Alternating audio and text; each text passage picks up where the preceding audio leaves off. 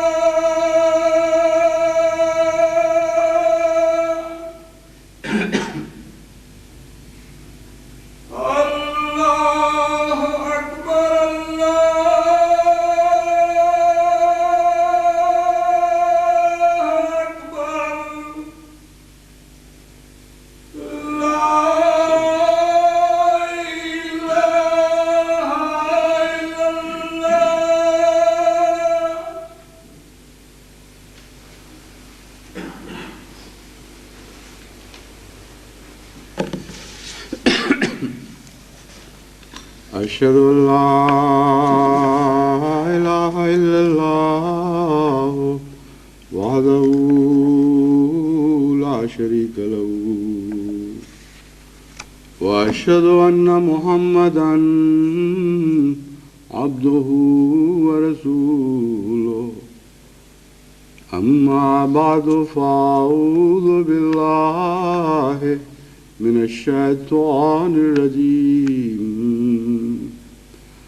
بسم الله الرحمن الرحيم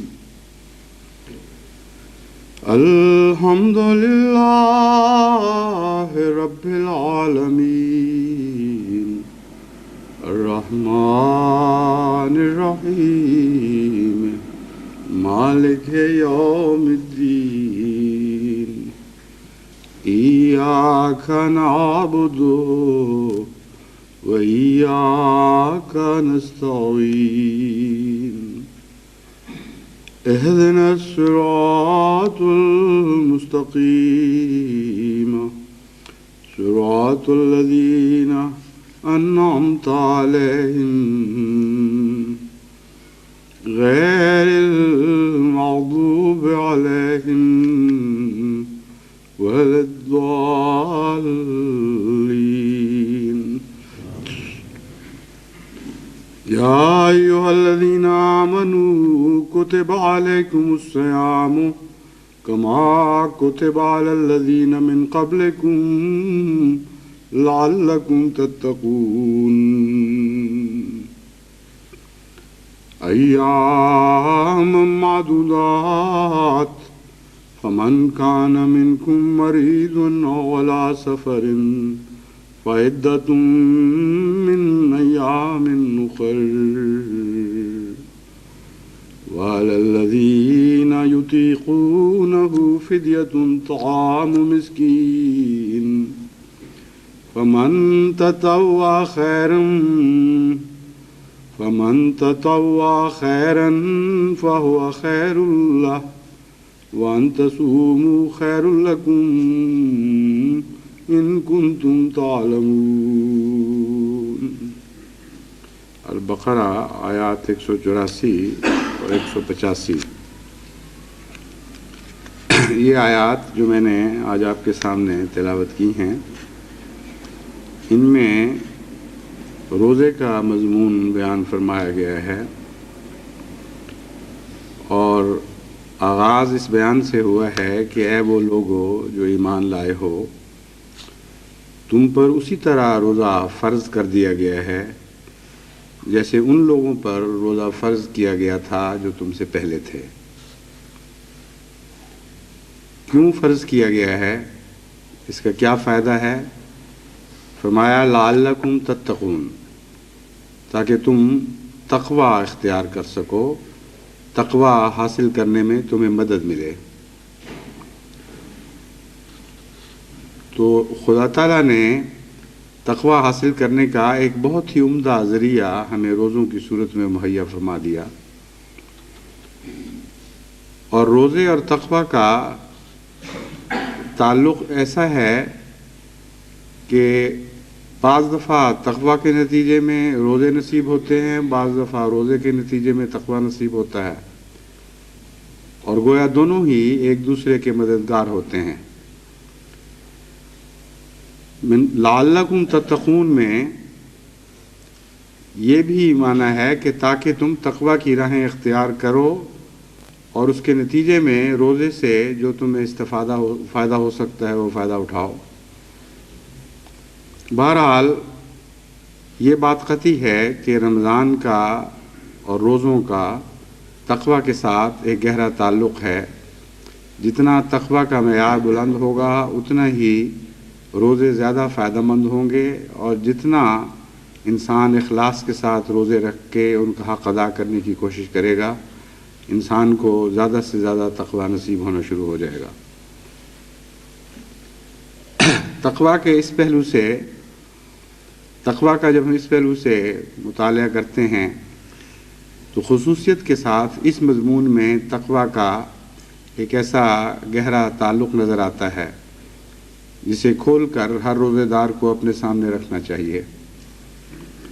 تقوی بنیادی طور پر بچنے کو کہتے ہیں، اعتراض کرنے کو، گریز کرنے کو، اور اس میں یہ مفہوم داخل ہے کہ بری چیز سے، ضرر والی چیز سے، شر والی چیز سے بچنا۔ رمضان مبارک میں اور ویسے بھی ہر روزے میں انسان کو اللہ تعالیٰ نے صرف بری چیزوں سے بچنے کے لیے ہی حکم نہیں فرمایا، بلکہ خاص وقت میں ان اچھی چیزوں سے بھی منع فرما دیا جو روزمرہ کی زندگی میں اسے استعمال کرنے کی اجازت ہے، بلکہ بڑی خوشی کے ساتھ خدا تعالیٰ نے اجازت عطا فرمائی ہے۔ ایک موقع میں فرمایا کہ یہ نعمتیں ہم نے اپنے مومن بندوں کے لیے پیدا کی ہیں،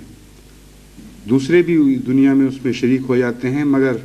قیامت کے دن تو خالصتاً یہ ہمارے پاک بندوں کے لیے، مومن بندوں کے لیے ہوں گی، تو ان سے بھی منع فرما دیا۔ اس لیے بچنے کا جو انتہائی مضمون ہے وہ روزے کے اندر، روزے میں داخل ہونے کے بعد معلوم ہوتا ہے کہ ہر چیز سے بچنا، ہر چیز سے پرہیز۔ ہر چیز سے کیوں پرہیز؟ سوال یہ ہے۔ اگر آپ روزے پہ غور کریں تو تقوی کا یہ باریک معنی آپ کو سمجھ میں آ جائے گا کہ تقوی کا اصل معنی یہ ہے کہ ہر اس چیز سے بچنا جس سے خدا روکے۔ نیکی بدی کے ذاتی فلسفے میں داخل ہی انسان کو ہونے کی ضرورت نہیں ہے، کیونکہ اگر نیکی بدی کے فلسفے میں داخل ہو کر یہ تفریق شروع کر دے کہ بد کیا ہے اور نیک کیا ہے، تو ہر قوم کا نیک و بد کا معیار بدلتا جاتا ہے۔ ایک نہایت ہی مکروہ چیز جس کے تصور سے آپ کو کھانا کھاتے وقت متلی ہو جائے گی. بعض قومیں اس قدر شوق سے کھاتی ہیں، ایک دوسرے کے ساتھ دوڑ کے مقابلہ کر کے ان چیزوں کو پکڑتی ہیں. اگر تقویٰ کا یہ مفہوم لیا جائے صرف کہ ہر بری چیز کو چھوڑ دو، تو بہت سے ایسے لوگ ہیں جو یہ کہیں گے کہ ہاں ہر بری چیز کو چھوڑتے ہیں، ہمارے نزدیک فلاں اچھی چیز ہے اس لیے ہم نہیں چھوڑتے. شراب بہت اچھی چیز ہے بعضوں کے نزدیک، سور بہت اچھی چیز ہے بعضوں کے نزدیک. افریقہ میں چوہا کھانے کا اتنا شوق ہے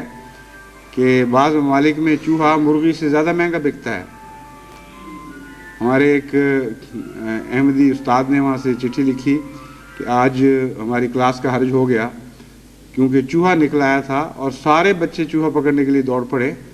اور جب چوہا نکلے تو اس وقت کوئی کنٹرول باقی نہیں رہتا، اتنا پسند ہے ان لوگوں کو. تو آپ کا تقویٰ اور ہو گیا، اس کا تقویٰ اور ہو گیا. آپ کو چوہے کے نام سے بھی کراہت آتی ہے، اور وہ چوہے کی خاطر کلاس بھی چھوڑ دیتے ہیں، ہر دوسری چیز سے غافل ہو کر چوہے کے پیچھے لپکتے ہیں. تو خدا تعالیٰ نے یہاں آ کر تقویٰ کا ایک ایسا مضمون سمجھا دیا جو روزوں کی برکت سے ہمیں معلوم ہوا کہ اس کے بعد پھر انسان کے لیے کسی مزاج کی تفریق کا کوئی سوال باقی نہیں رہتا، معاشرے کے فرق کا کوئی سوال نہیں باقی نہیں رہتا. تقویٰ کی یہ تعریف ہے بچو، لیکن ہر اس چیز سے بچو جس سے خدا روکتا ہے، خدا جسے بچنے کا حکم دیتا ہے. چنانچہ رمضان میں داخل ہو کر تقویٰ اپنے عروج کو پہنچتا ہے، اور خدا جب بری چیزوں کی بجائے اچھی چیزوں سے بھی رکنے کا حکم دیتا ہے تو آپ اس سے بھی رک جاتے ہیں. اس وقت وہ چیزیں بری ہو جاتی ہیں. بس نیک و بد کی تمیز کا ایک ہی راز ہے کہ اللہ تعالیٰ سے نیک و بد کا، اللہ تعالیٰ کے رضا کی کسوٹی پر نیک اور بد کو پرکھا جائے. جو رضا کے مطابق ہے وہ نیک ہے، جو رضا کے خلاف ہے وہ بد ہے. تو رمضان مبارک ہمیں تقویٰ کی بہت ہی اعلیٰ تعلیم دیتا ہے. بس جب ہم خدا کی رضا کی خاطر اچھی چیزوں سے بھی پرہیز کرنے لگ جاتے ہیں تو ہم میں ایک قوت پیدا ہوتی ہے کہ جو بری چیزیں ہیں ان سے بدرجہ اولیٰ پرہیز کریں، اور ان کے خلاف دل میں ایک طبی طور پر طاقت پیدا ہو جاتی ہے. عام طور پر باتیں کرنا معیوب نہیں ہے، مگر رمضان میں روزہ رکھنے کے بعد عام باتیں کرنا بھی معیوب بن جاتا ہے، سوائے اس کے کہ ضرورت ہو، ورنہ زیادہ تر ذکر الہی میں وقت خرچ ہونا چاہیے. اور اللہ تعالیٰ پسند نہیں فرماتا کہ روزہ رکھ کے اپنی روزمرہ کی دستور میں کوئی فرق ہی نہ ڈالو. بعض بدیاں ویسے ہی بدی ہیں، لیکن رمضان شریف میں داخل ہونے کے بعد ان کی بدیوں کی اہمیت بہت زیادہ بڑھ جاتی ہے، اور وہ اگر پہلے کم گناہ تھا تو گناہ کبیر بن جائیں گی. ایسے افعال جن کی عام حالات میں اجازت ہے ان پر رمضان میں کرنے میں بعض دفعہ روزے کے دوران کرنے پہ شدید سزا بھی عائد کی جاتی ہے. تو یہ سارا عرصہ جو ایک مہینے کا ہم اس ریاضت میں سے گزریں گے، اس میں ہمیں بدیاں چھوڑنے کی مزید طاقت ملے گی. لعلہم تتقون کا مطلب یہ ہے روزے رکھو گے تو تم بہت سی بدیوں سے بچنے کی طاقت پاؤ گے جو روزے کے بغیر ویسے تمہیں نصیب نہیں تھی. بسا اوقات ایک انسان جب رمضان میں داخل ہوتا ہے بہت سی بدیوں کے بوجھ اٹھا کر داخل ہوتا ہے، اور جب نکلتا ہے تو بہت ہلکا پھلکا ہو کے نکلتا ہے. اگر بہت نہیں تو کم از کم کچھ نہ کچھ بدیاں اس کی پیچھے رہ جاتی ہیں. لیکن اس کے بعد کچھ عرصے کے بعد بعض دوست مجھے خط لکھتے ہیں، وہ کہتے ہیں کہ ہماری تو حالت ہی بڑی خطرناک ہے، رمضان میں خدا تعالیٰ نے توفیق بخشی، بہت سی کمزوریاں دور کیں، اور رمضان کے بعد پھر وہ واپس آنی شروع ہو گئیں. امر واقعہ یہ ہے کہ کمزوریوں کو دور کرنے کا معاملہ سمجھنے کے لیے در حقیقت ایک ذمہ دار کی آنکھ سے فصلوں کی حالت اور ان فصلوں پر حملہ کرنے والے نقصان دہ جراثیم اور کیڑے مکوڑوں کے مقابلے کی حالت کو دیکھنا چاہیے۔ اس وقت انسان کو سمجھ آ جاتی ہے کہ طبی فطرت کے طبی تقاضے کیا ہیں۔ ایک اچھا زمیندار خوب جانتا ہے کہ اگر جڑی بوٹی یا نقصان دہ کیڑوں سے اپنے کھیت کو میں ایک دفعہ بچا لوں، ان کی تلفی کر دوں، ان پہ سپرے کروں یا اور مختلف ذرائع سے جڑی بوٹی کو کھیٹ کر پھینک دوں،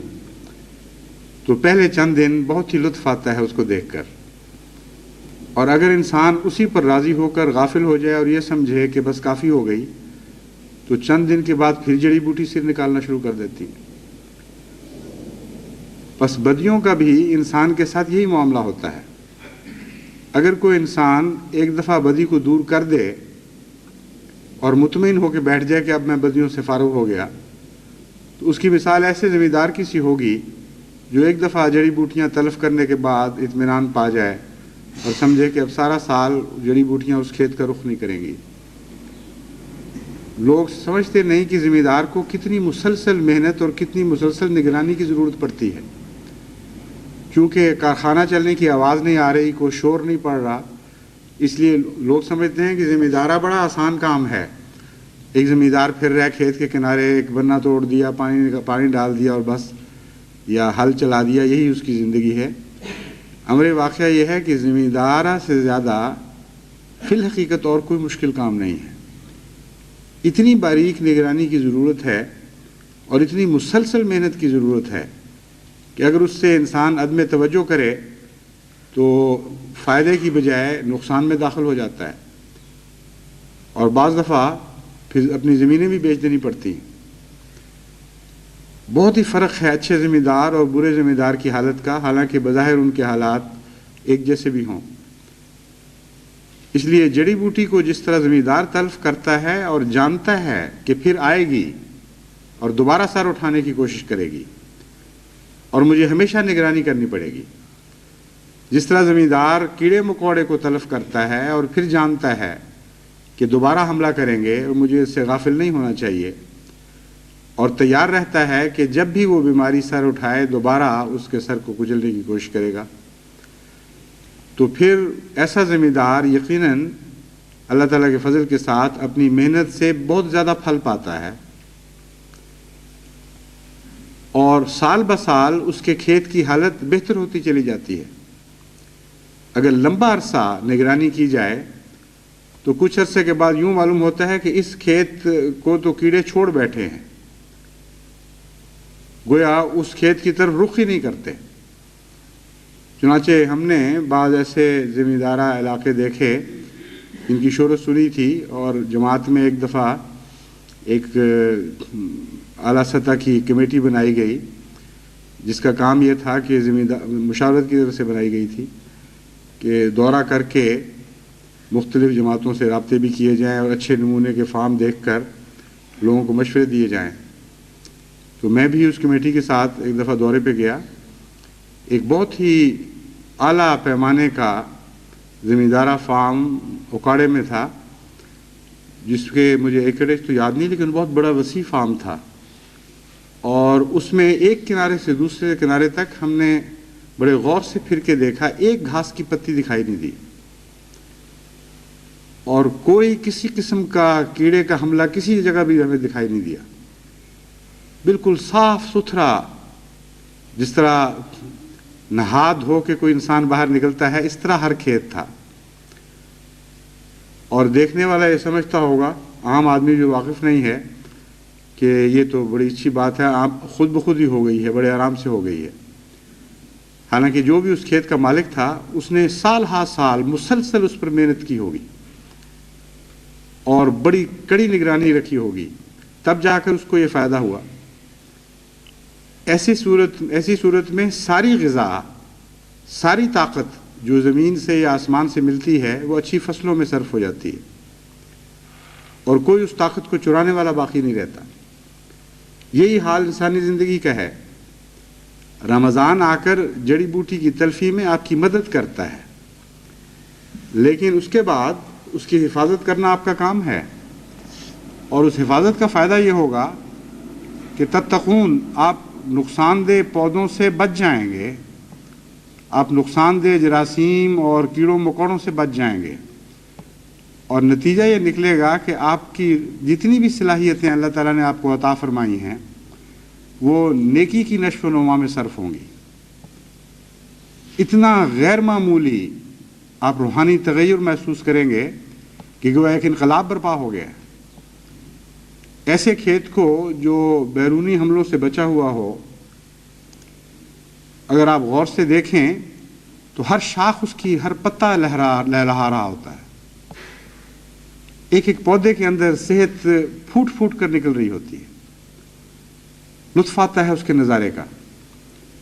اور وہی ویسا ہی بے شک کھیت ہو بظاہر، لیکن اس کی جڑی بوٹی سے کی تلفی نہ کی گئی ہو یا کیڑے نہ مارے گئے ہوں، کھاد آپ اتنی ہی دیں، بے شک اس سے زیادہ دے دیں، بیج اس سے بہتر استعمال کریں، پانی باقاعدہ دیں، اس کا سطح اس کھیت کی درست رکھیں، ہر دوسرا کام کریں، لیکن ان دونوں کے درمیان زمین و آسمان کا فرق نظر آئے گا۔ بس بہت سی انسانی طاقتیں بدیوں کی موجودگی کی وجہ سے ضائع ہو جاتی ہیں، اور بہت سی نیکیاں جو محنت کر کے انسان کماتا ہے ان کے اندر جان باقی نہیں رہتی، ان کی صحت کمزور ہو جاتی ہے، ان کو ویسا پھل نہیں لگتا۔ تو یہ تقویٰ جس کا قرآن کریم یہاں ذکر فرما رہا ہے رمضان کے نتیجے میں حاصل ہوتا ہے، اس سے خصوصیت کے ساتھ یہ مراد ہے کہ تمہاری نیکیوں پر حملہ کرنے والے بدی کے جانور اور کیڑے مکوڑے رمضان میں سے گزر کر تلف ہو جائیں گے اور تمہیں ایک نئی صحت عطا ہوگی۔ حضرت اقدس مسیح موعود علیہ الصلوۃ والسلام نے اس معاملے پر رمضان اور روزوں پر عمومی طور پر جو نصائح کثرت سے فرمائی ہیں، ان میں ایک یہ بھی ذکر فرمایا ہے بار بار کہ رمضان کا تعلق، رمضان کے معنوں میں شدت کی لو اور گرمی داخل ہے، اور جس طرح زمیندار کے لیے جڑی بوٹی کی تلفی کے لیے بہترین وقت وہ ہوتا ہے جب تیزی کے ساتھ گرمی پڑ رہی ہو اور لوئیں چل رہی ہوں، اس وقت جب وہ اکھاڑتا ہے غلط پودوں کو تو ان کی جان سوکھ جاتی ہے، ان میں کچھ باقی نہیں رہتا۔ اسی طرح رمضان میں بدیاں دور کرنے کے لیے ایک خاص ماحول پیدا ہو جاتا ہے۔ وہ گرمی جس کے نتیجے میں بدیاں مرتی ہیں وہ رمضان کی دعاؤں کے جوش میں یا اس کے ماحول کے نتیجے میں حاصل ہوتی ہے، اور پھر بڑی تیزی کے ساتھ، زیادہ آسانی کے ساتھ بیماریاں مرنا شروع ہوتی ہیں، اور ایک دفعہ مر جائیں تو پھر جب تک باہر سے دوبارہ داخل نہ ہو اس وقت تک وہ بیماری پھر دوبارہ جڑ نہیں پکڑ سکتی۔ عام حالات میں بسا اوقات آپ اپنی کمزوریاں دور کریں لیکن ان کی جڑیں باقی رہ جاتی ہیں، اور ہر انسان جسے اپنے نفس پر غور کرنے کی عادت ہو وہ جانتا ہے، اس کو خوب معلوم ہوتا ہے کہ میں پوری طرح اپنی صفائی نہیں کر سکا، میرے اندر بدیوں کی جڑیں ابھی باقی ہیں۔ وہ جڑیں عام حالات میں نشو و نما پھر پا جاتی ہیں۔ رمضان میں جو مزید فائدہ یہ ہے کہ رمضان کی تپش، یعنی عبادتوں کی تپش، خدا تعالیٰ کے ذکر کی تپش، اللہ تعالیٰ کی محبت کی تپش جس کا خاص رمضان سے تعلق ہے، اس کے نتیجے میں بدیوں کی جڑیں مرنے لگ جاتی ہیں۔ تو نسبتاً بہت زیادہ تقویٰ کی حالت میں انسان رمضان سے باہر آتا ہے، لیکن پھر اگر غافل ہو جائے تو پھر وہی حال ہوگا۔ اس لیے اس مہینے سے حتی المقدور پورا استفادہ کرنا چاہیے۔ ایک اور بدیوں سے بچنے کا طریق یہ ہے کہ رمضان میں بعض زائد نیکیاں جو پہلے نہیں تھیں وہ حاصل کرنے کی کوشش کی جائے۔ قرآن کریم نے جہاں بدیوں کو دور کرنے کا مضمون تزکیہ کے لفظ کے تابع بیان فرمایا ہے، اور زکوٰۃ میں یہ مضمون پایا جاتا ہے، وہاں دوسرے مضمون کو بھی بیان فرمایا ہے کہ نیکیاں بڑھانے کے نتیجے میں بھی بدیاں دور ہوتی ہیں۔ ان الحسنات یذہبن السیئات، یقیناً نیکیاں بدیوں کو دور کرنا شروع کر دیتی ہیں۔ یہ بھی کھیت کے اوپر اگر آپ نظر ڈالیں تو مکمل تصویر نظر یہ مکمل طور پر یہ آیت بھی کھیت کے معاملے پر چسپاں ہوتی دکھائی دے گی، اور اس طرح یہ پوری تصویر مکمل ہو جائے گی۔ تزکیہ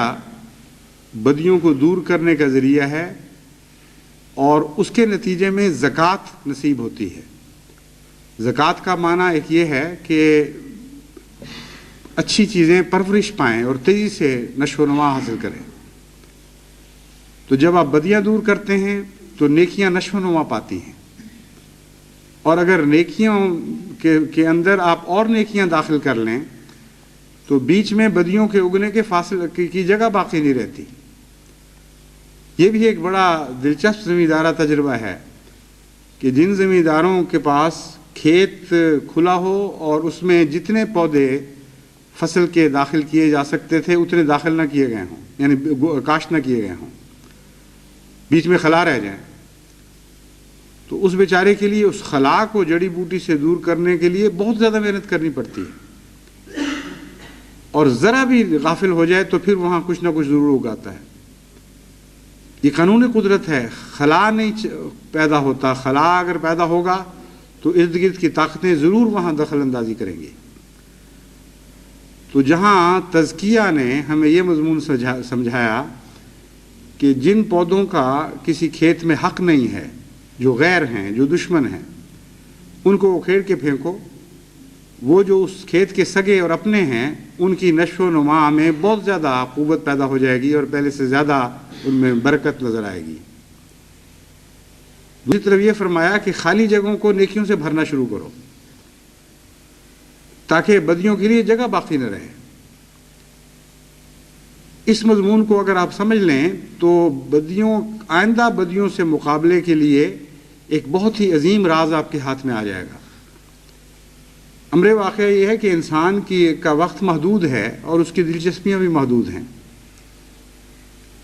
اگر انسان کے اندر جتنی بھی خدا نے استطاعت رکھی ہے، اور ہر انسان کی استطاعت کئی پہلوؤں سے بدل جاتی ہے، مگر جس شخص کی جتنی بھی استطاعت ہے، اگر اس کی ساری استطاعت میں نیکیوں کے پودے لگا دیے جائیں تو بدیوں کے داخل ہونے کا امکان بہت ہی بعید کی بات ہو جائے گی، اور اگر خلا چھوڑ دیے جائیں تو باوجود محنت کے پھر کچھ نہ کچھ بدیاں اس میں ضرور اگنا شروع ہو جائیں گی۔ تو رمضان سے فائدہ اٹھانے کے لیے دوسرا طریقہ یہ ہے کہ آپ اپنی حسنات کو بڑھائیں، بالارادہ سوچ کر کہ فلاں میرے دوست میں یہ خوبی پائی جاتی ہے، مجھ میں نہیں ہے، میں کوشش کرتا ہوں کہ اس رمضان شریف میں یہ خوبی بھی مجھے حاصل ہو جائے یا میں اس پر عمل درآمد شروع کر دوں۔ تو اس کے نتیجے میں اللہ تعالیٰ فرماتا ہے پھر تمہاری بعض برائیاں بھی دور ہونی شروع ہو جائیں گی۔ اچھے کھیت کے سائے میں جڑی بوٹیاں مرنا شروع ہو جاتی ہیں، اور جب کھیت کاٹے جاتے ہیں ہم نے دیکھا ہے جو جتنا صحت مند کھیت ہو اس کے سائے کے اندر مری ہوئی اگر جڑی بوٹیاں نکلتی بھی ہیں تو نہایت مری ہوئی مردہ سی زرد حالت میں وہ زندگی کے سانس پورے کر رہی ہوتی ہیں، اور جب جڑی بوٹیاں غلبہ پا جائیں تو پھر اچھے پودوں کا جن کو لگانا مقصود تھا ان کا یہ حال ہو جاتا ہے بیچاروں کا کہ وہ غالب آ جاتی ہیں اور ان کو سانس لینا مشکل ہو جاتا ہے۔ اس لیے اس مضمون سے اس رمضان میں جہاں تک ممکن ہو جماعت احمدیہ کو استفادہ کرنا چاہیے، اور خدا تعالیٰ نے جو یہ مہینہ دیا ہے ہمیں بہت بڑی نعمت ہے۔ اگر رمضان نہ ہوتا تو امت مسلمہ کی حالت بالکل کچھ اور ہوتی۔ باوجود اتنی گراوٹ کے جو 14 صدیوں کی دوری نے رسول اکرم صلی اللہ علیہ وسلم کی ذات سے 14 صدیوں کی دوری نے مسلمانوں میں پیدا کی، اس کے باوجود رمضان کے مہینے کی برکتوں سے بہت سی نیکیاں زندہ ہیں اور بہت سی بدیاں ہیں جو داخل ہوتے ہوتے پھر واپس نکال دی جاتی ہیں۔ بہت ہی بڑا احسان ہے رمضان کا امت محمدیہ پر کہ اللہ تعالیٰ نے خاص فضل کے ساتھ ہمیں ایک چھلنی عطا کر دی ہے جس میں سے نکل کر بہت سی بڑی بدیوں کو ہم جھاڑ کر تازہ دم ہو کر صحت مند ہو کر باہر نکلتے ہیں۔ جسمانی لحاظ سے بھی اس کے بڑے فوائد ہیں، معاشرتی لحاظ سے بھی بڑے فوائد ہیں۔ کسی عبادت کے اتنے گہرے اثرات انسانی استطاعت کے ہر حصے پر نہیں پڑتے جتنے رمضان کے یا روزوں کے انسانی استطاعت کے ہر حصے پر پڑتے ہیں۔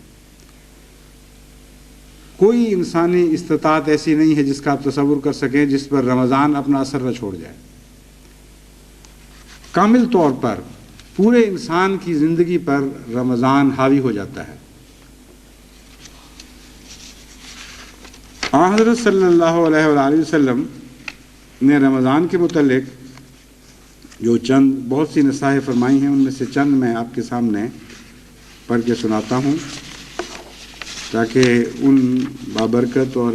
بے حد گہری تاثیر رکھنے والی نصائح سے آپ استفادہ کر سکیں۔ حضرت ابو ہریرہ رضی اللہ تعالیٰ عنہ بیان کرتے ہیں کہ حضرت صلی اللہ علیہ وآلہ وسلم نے فرمایا، اللہ تعالیٰ فرماتا ہے انسان کے سب کام اس کے اپنے لیے ہیں مگر روزہ میرے لیے ہے اور میں خود اس کی جزا بنوں گا، یعنی اس کی اس نیکی کے بدلے میں اسے اپنا دیدار نصیب کروں گا۔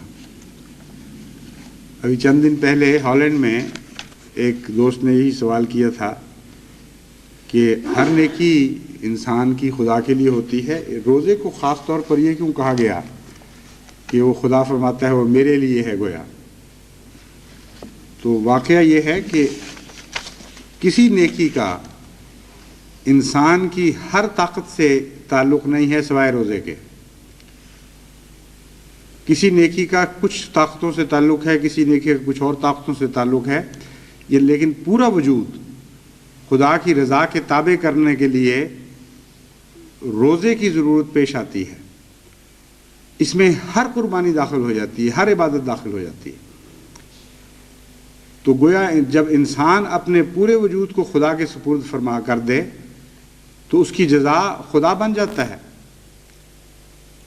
اور اگر پورا وجود نہ دے تو اس کی کچھ نہ کچھ دوسری جزا ہوگی۔ پورے وجود کا پورا وجود جزا ہے۔ ان معنوں میں آپ اس سے بہتر سمجھ سکیں گے، یعنی ایک لحاظ سے تو انسان اپنا پورا وجود چھوڑ کے اپنی اگلی پچھلی ساری نسلیں بھی خدا کو دے دے تو اس کے مقابل پر خدا کی ذات کا سودا نہیں ہو سکتا۔ اس لیے اس کو آسان کرنے کے لیے اللہ تعالیٰ پیار کے سودے اس طرح فرماتا ہے، کہتا اچھا یوں کرتے ہیں تم مجھے پورا دے دو، میں پورا تمہارا ہو جاتا ہوں۔ اور یہ مضمون روزے میں سمجھ آتا ہے،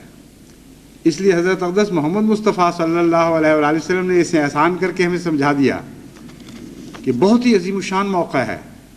خدا تعالیٰ فرماتا ہے تم نے سب کچھ مجھے دیا، اپنی ہر طاقت میں سے مجھے لوٹایا ہے، چونکہ تم پورے میرے ہو رہے ہو اس لیے میں اب آج پورا تمہارا ہو جاتا ہوں۔ ورنہ یہ مطلب نہیں ہے کہ نمازوں میں نفسانیت پائی جاتی ہے یا حج میں نفسانیت پائی جاتی ہے، زکوٰۃ میں نفسانیت پائی جاتی ہے۔ ایک تمثیل ہے جس کے ذریعے ایک محبت اور عشق کا راز سمجھایا گیا ہے۔ فرمایا اللہ تعالیٰ فرماتا ہے روزہ ڈھال ہے، پس تم میں سے جب کسی کا روزہ ہو تو نہ وہ بےہودہ باتیں کرے نہ شور و شر کرے، اگر اس سے کوئی گالی گلوچ ہو یا لڑے جھگڑے تو وہ جواب میں کہے میں نے تو روزہ رکھا ہوا ہے۔ اب دیکھیں روزمرہ ہمارے گھروں میں جو معاشرے کے مسائل ہیں، اگر ایک انسان اس نصیحت کو ہی پیش نظر رکھ کے اسے اپنا لے، اچھی طرح مضبوطی سے پلے باندھ لے، تو کتنے ہی گھر جو جہنم بنے ہوئے ہیں جنت بن سکتے ہیں۔ ایک مہینے کی یہ ریاضت ہے صرف، لیکن جو ایک مہینہ مسلسل اپنے گھر میں سخت کلامی سے بچ جائے، گالی گلوچ سے بچ جائے، اسے یقیناً اپنے گھر میں ایک ایسی پاکیزہ تبدیلی دکھائی دے گی کہ سوائے اس کے کہ بالکل ہی کوئی جاہل مطلق ہو، یہ ہو نہیں سکتا کہ وہ ایک مہینے کے بعد دوبارہ وہ بدیاں شروع کر دے اور اپنے گھر کو اپنے ہاتھوں سے پھر جہنم بنا لے۔ لیکن اکثر جب آپ دیکھتے ہیں کہ روزے میں سے گزرنے کے باوجود معاشرے میں اصلاح نہیں ہوتی، تو یقین جانیں کہ اس لیے نہیں ہوتی کہ آن حضرت صلی اللہ علیہ وسلم کی اس نصیحت پر عمل نہیں کیا جاتا۔ لاکھوں روزے دار ہیں جو اپنی روزمرہ کی زندگی کی عادتوں میں کوئی تبدیلی پیدا نہیں کرتے، اگر اونچی آواز میں شور شر کرنے کی پہلے عادت تھی تو روزے میں بھی وہی عادت رکھتے ہیں، اگر بد کلامی کی عادت تھی تو روزے میں بھی بد کلامی ان سے ہوتی رہتی ہے، تیز درست مزاجی کی عادت تھی تو وہ بھی اسی طرح باقی رہتی ہے، صرف بھوکے رہتے ہیں اور کچھ نہیں، یا پیاسے رہتے ہیں اور کچھ نہیں۔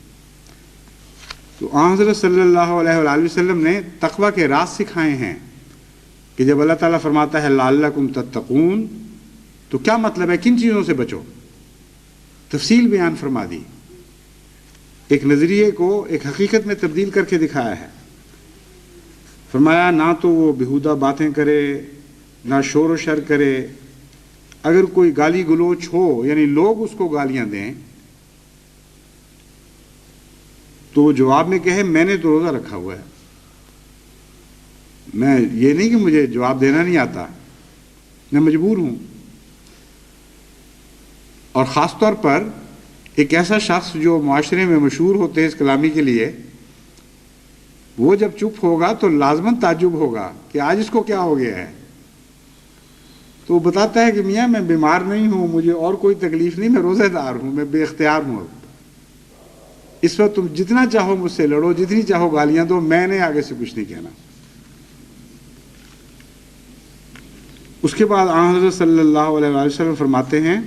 قسم ہے اس ذات کی جس کے قبضہ قدرت میں محمد کی جان ہے، روزے دار کی منہ کی بو اللہ تعالیٰ کے نزدیک کستوری سے بھی زیادہ پاکیزہ اور خوشگوار ہے۔ پہلے روزے دار کی تعریف فرمائی ہے، پھر فرمایا ہے کہ اس کے منہ کی بو، اس روزے دار کی منہ کی بو مراد نہیں جو گالیوں سے ویسے ہی منہ متعفن ہوا ہے،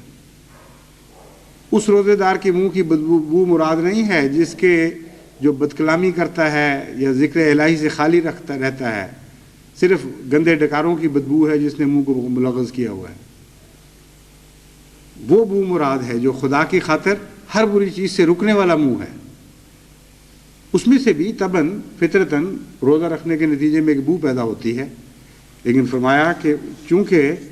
اس منہ میں ایک پاکیزگی داخل ہو چکی ہے خدا کی خاطر، اس لیے اللہ تعالیٰ کو کستوری سے بھی زیادہ پاکیزہ اور خوشگوار معلوم ہوتی ہے۔ اور وجہ بیان فرما دی کیونکہ اس نے اپنا یہ حال خدا تعالیٰ کی خاطر کیا ہے۔ پھر فرمایا روزے دار کے لیے دو خوشیاں مقدر ہیں، ایک خوشی اسے اس وقت ہوتی ہے جب وہ روزہ افطار کرتا ہے، اور دوسری اس وقت ہوگی جب روزے کی وجہ سے اسے اللہ تعالیٰ کی ملاقات نصیب ہوگی۔ یہ جو ملاقات ہے اس کے متعلق حضرت صلی اللہ علیہ وآلہ وسلم نے یہ نہیں فرمایا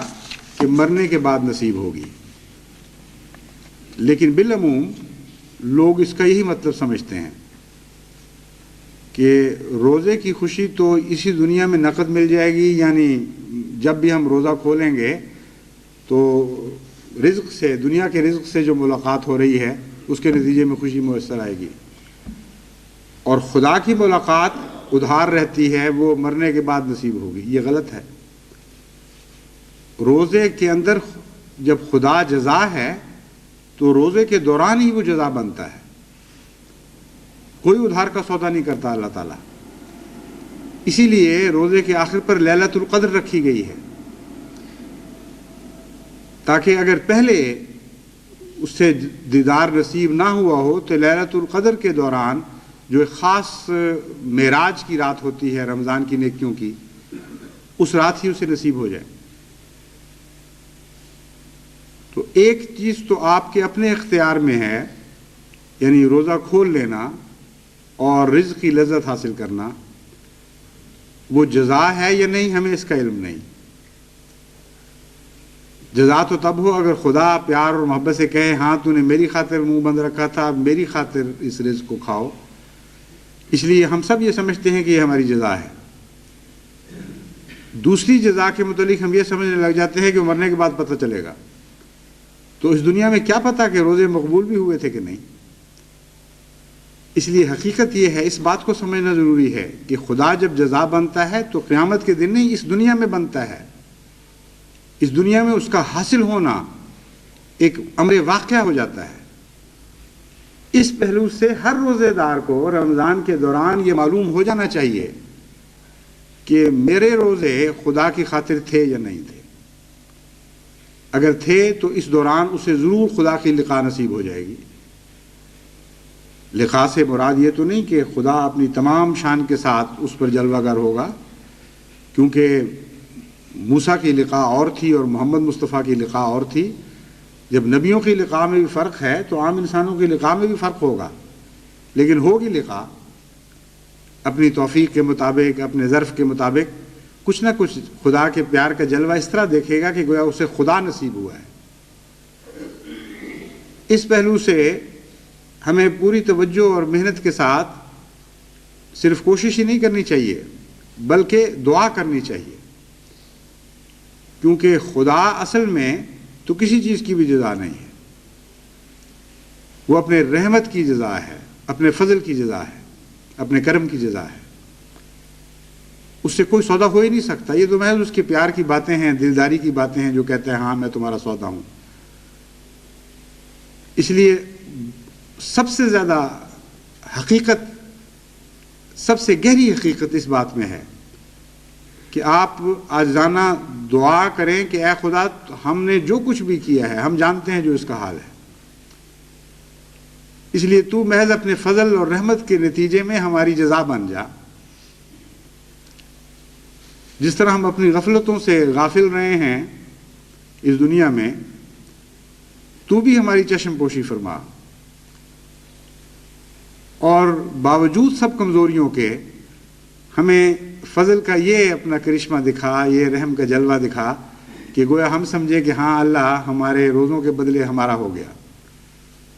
اس قسم کی عاجزانہ دعائیں کریں، گریہ وزاری کریں، اپنے اعمال پر بنا نہ رکھیں، اللہ کے رحم کی طرف نگاہ رکھیں، تو بہت سی کمزوریاں، بہت سی غفلتوں کی حالتیں جو خود ہماری نظر میں بھی نہیں آتی، اللہ بھی ان سے چشم پوشی فرما سکتا ہے اور فرما دیتا ہے. اور اس کے نتیجے میں کوئی بعید نہیں کہ لکھوں کھا احمدیوں کو اسی رمضان مبارک میں اس طرح خدا کی لقاء نصیب ہو کہ پہلے کبھی نصیب نہ ہوئی. اور یہی ترقی کا سب زندگی کی ترقی کا راز ہے، یہی فلاح کی کنجی ہے، جس کے بعد پھر ایک ہمیشہ کی زندگی اسی دنیا میں انسان کو نصیب ہو جاتی ہے. انسان اس عالم فنا میں رہتا ہوا عالم بقا میں داخل ہو جاتا ہے. رمضان عالم بقا لے کر آپ کے لیے آ رہا ہے، آب حیات ہے. اس کا ایک گھونٹ آپ حقیقت میں بھر لیں، جس طرح کہ حضرت صلی اللہ علیہ وآلہ وسلم نے فرمایا ہے، تو ایک ہی گھونٹ آپ کے لیے ہمیشہ کی زندگی کا پیغام لا سکتا ہے. اللہ تعالی ہمیں اس کی توفیق عطا فرمائے.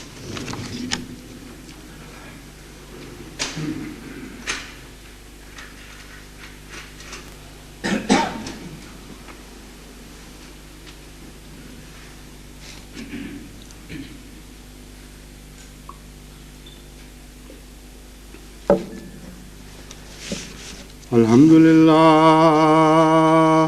نحمده ونستعینه ونستغفره ونؤمن به ونتوکل علیہ ونعوذ باللہ من شرور انفسنا ومن سیئات اعمالنا من يهده الله فلا مضل له ومن يضلل فلا هادي له ونشهد أن لا إله إلا الله وحده لا شريك له ونشهد أن محمدا عبده ورسوله. عباد اللہ رحمکم اللہ ان اللہ یامر بالعدل والإحسان وإیتاء ذی القربى وینہی عن الفحشاء والمنکر والبغی یعظکم لعلکم تذکرون. اذکروا اللہ یذکرکم وادعوہ یستجب لکم وَلَذِكْرُ اللَّهِ أَكْبَرُ.